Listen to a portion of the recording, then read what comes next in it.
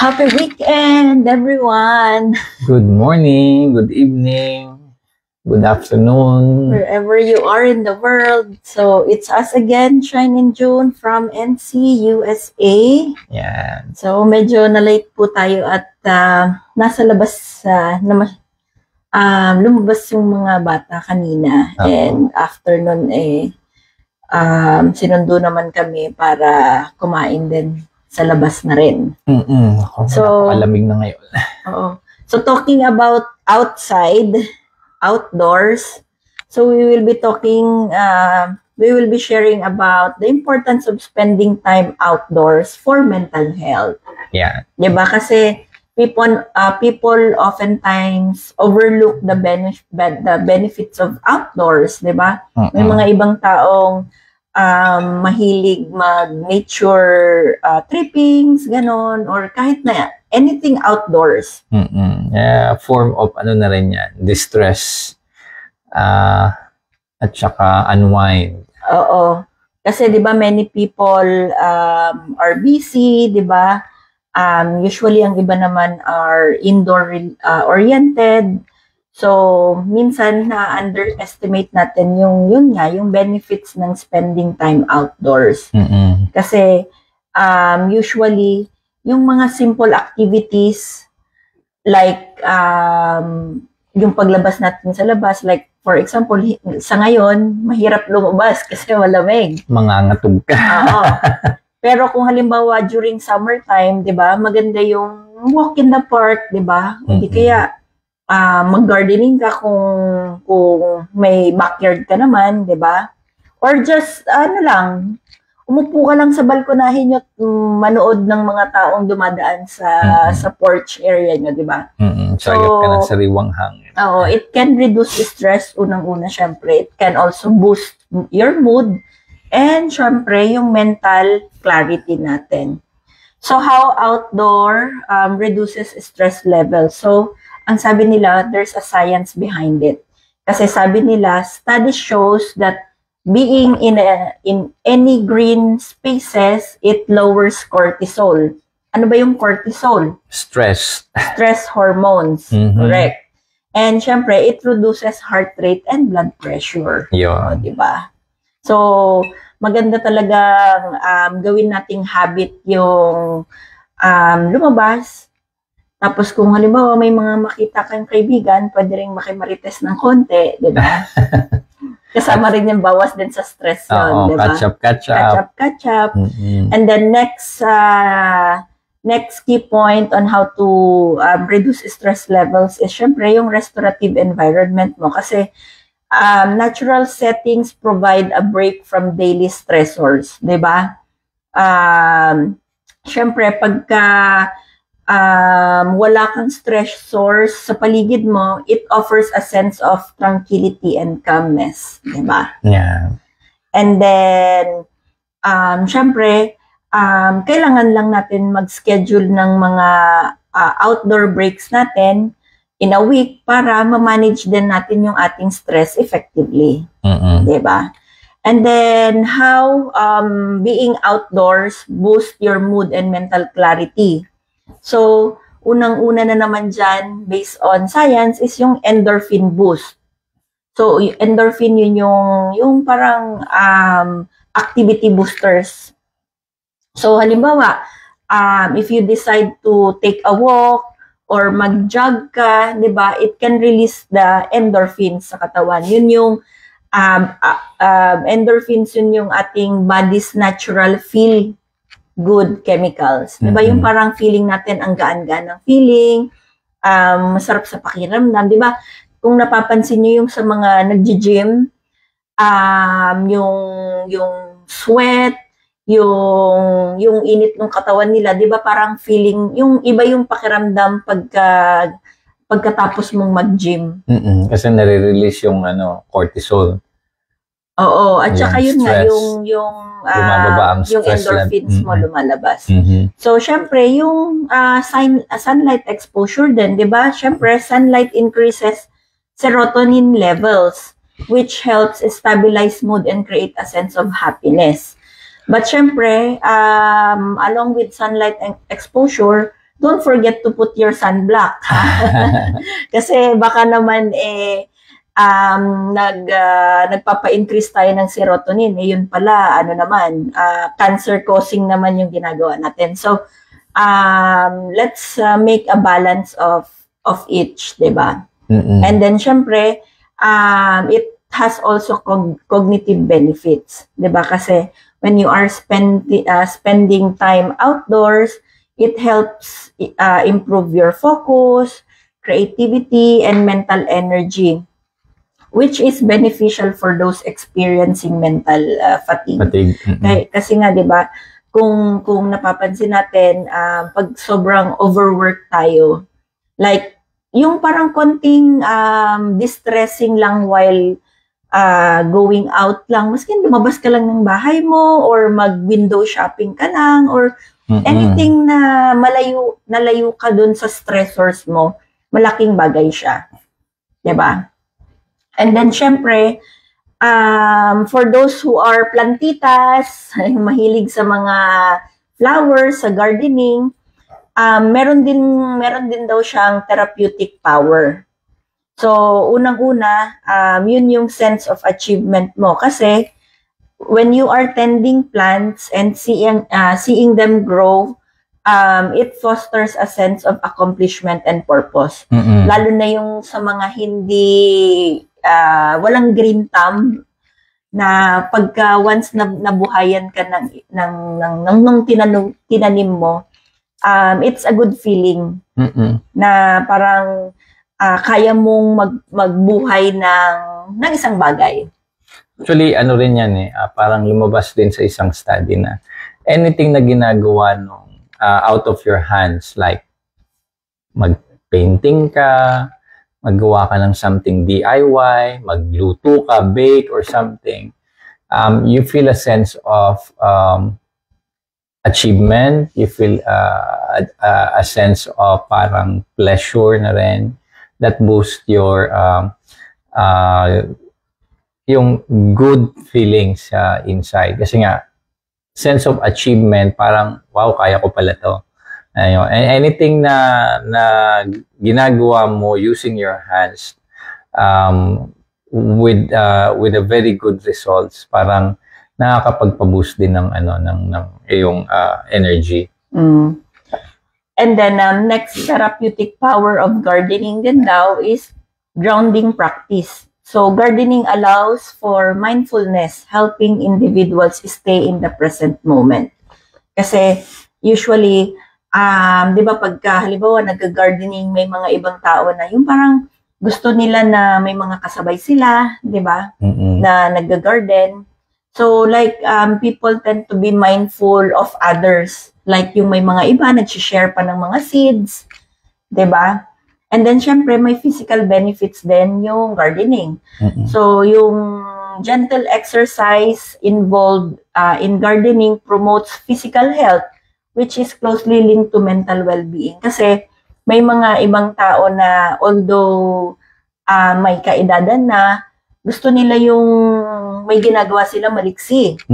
Iba kasi yung kumikilos ka Iba yung dapat may ginagawa, kaya may kasabihan. Magalaw-galaw din pag may time, baka may stroke. Baka ma-stroke. So, importante po yun para nagkakaroon tayo ng maayos na blood circulation. Kaya nga, di ba, if you notice sa SM, meron silang, yung may pagkatumunog na yung parang kanta, tatayo na yan sila. Like, parang may sayaw pa yan sila Naalala ko yung hindi lang sa SM. Karamihan ng mga, lalo na nasa mga serving industry, sa restaurant especially. Oo, yung mga sobrang busy, sobrang pagka nagtunog na yung bell, ding, ding, ding, ding, ding, tapos meron ng music na natutunog, and then, line up lahat ng crew. Tapos magsasayaw-sayaw sila. Yun ang purpose nun. Para at least ma-distress sila sa busy works nila. So then, yung simple, kumbaga, yung being outdoor, meron siyang, kumbaga, may parang ano siya, may magandang dulot din yung pag nasa outdoor ka. Kasi syempre, you are being connected with nature kung mahilig kang mag-nature, di ba? So, as we always mention na yung maskin sitting lang outside your porch, di ba, observing your environment, yung neighbors or anything na nasa paligid mo, di ba?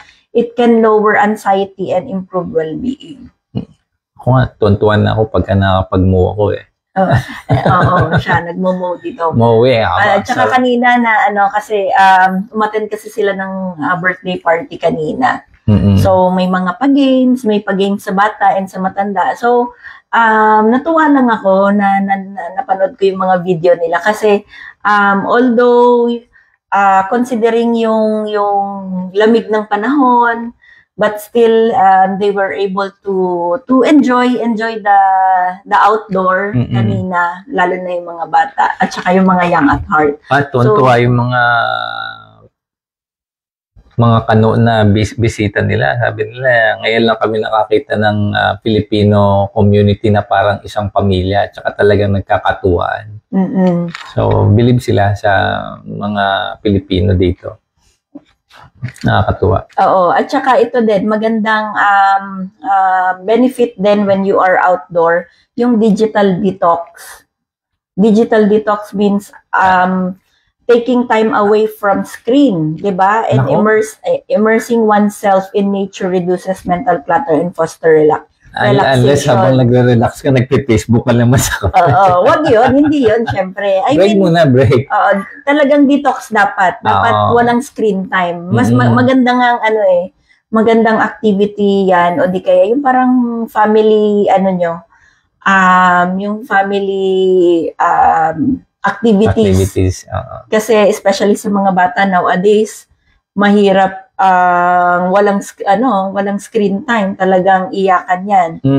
So mas maganda na paminsan-minsan ma-detox din sila.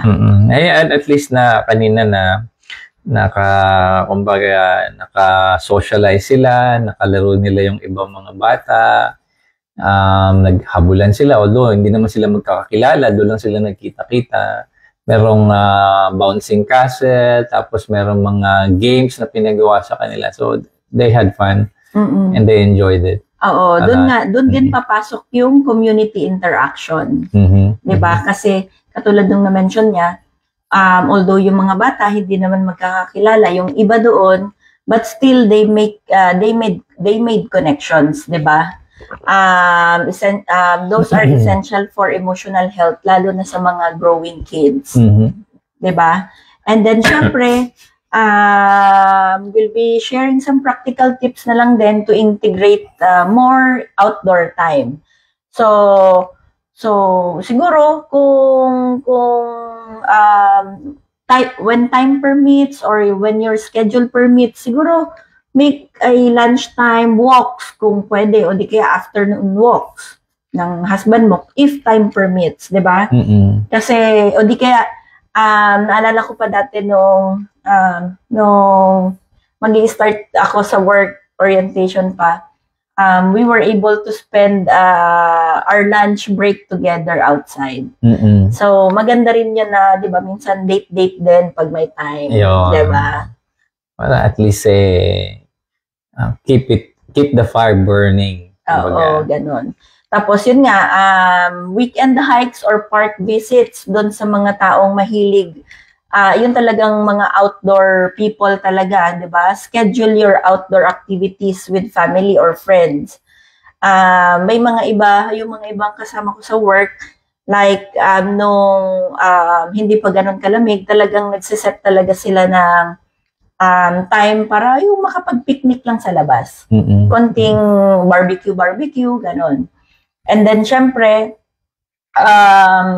if time permits again, outdoor workspaces, when possible, work or study outside to change your environment. Kaya nga, di ba, minsan naalala nyo dati, nung medyo malamig, nung medyo mainit-init pa, nilabas ko yung online business ko sa labas ng backyard namin. Kasi I can work anytime.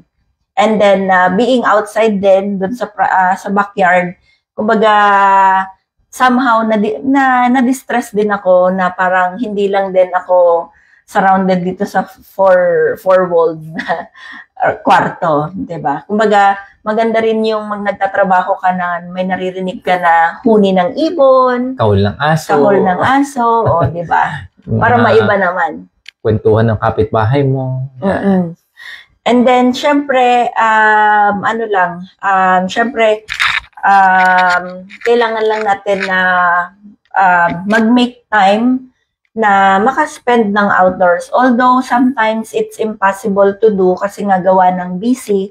But then, since we are busy, it is like a must na magkaroon tayo ng oras para makapag-detox din, mental detox, detoxification. Kasi minsan dun nagli-lead yung burnout kasi. 'Di ba? Kaya rin, kumbaga when we are embracing the outdoors, syempre we invite balance, clarity, and joy into our lives. So we just have to remember always that sometimes the simplest act of stepping outside can be the most profound act of self-care. Tama. Diba? Malaking check yan. Malaking check. So, with that being said po, kumbaga, tayo, take time lang palagi na magbigay tayo ng time para sa ating sarili. Yan yung sinasabi natin before na me time, kumbaga. We should really take good care of ourselves kasi you cannot help somebody or you cannot share your time kung ikaw mismo kailangan ito. Nangangailangan ito. So, maraming salamat po for those who will be watching the replay. And we hope na makapag-comment in din kayo ng inyong mga favorite outdoor activities depende sa sa season. Kasi ngayon medyo mahirap makapag-schedule at malamig nga. Pero dun sa mga ibang lugar na okay naman yung weather, just make time to schedule outdoor activities kasi it will really help you. It's also a way for you to